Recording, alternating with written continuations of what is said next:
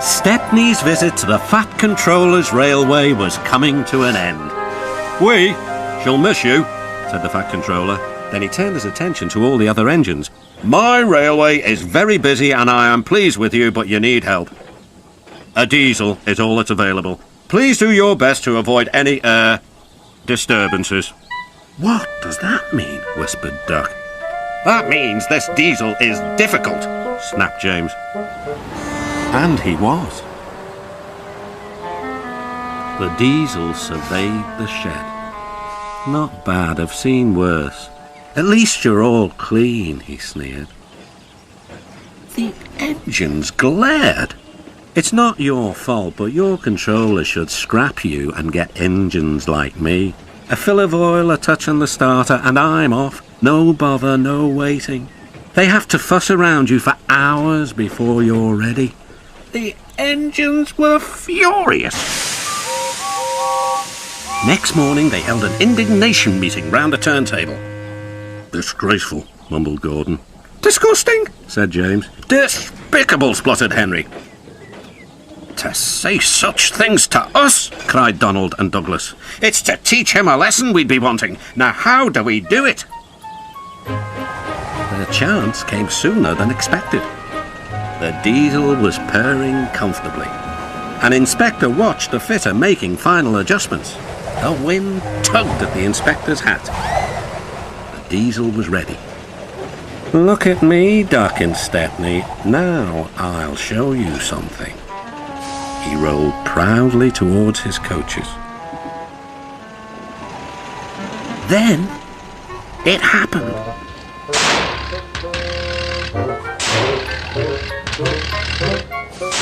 Shaking and spluttering, the diesel stopped. Meanwhile, the inspector was looking for his hat. The diesel seethed with fury as Duck and Stepney pushed him back to the shed. "My hat!" exclaimed the inspector. "You've sucked it through your air intake."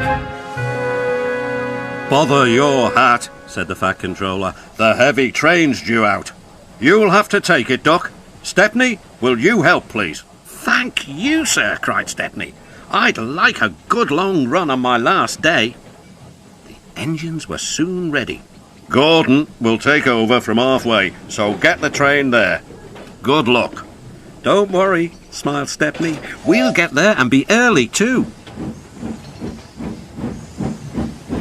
The cavalcade moved carefully over the rails and out to the open line. "Now for a sprint," puffed Stepney. "I'm ready when you are," replied Duck. Soon they were whizzing through Edward Station. And next, they charged at Gordon's Hill beyond.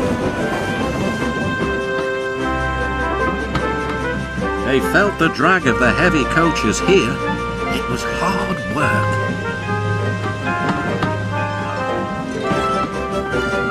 At last, they were running smoothly along the line towards the big station.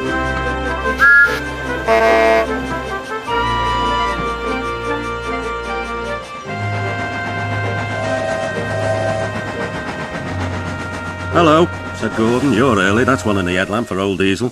"James says he's sick as boiler sludge and sulking in the shed." "Serves him right for saying we're out of date." And Gordon chortled away.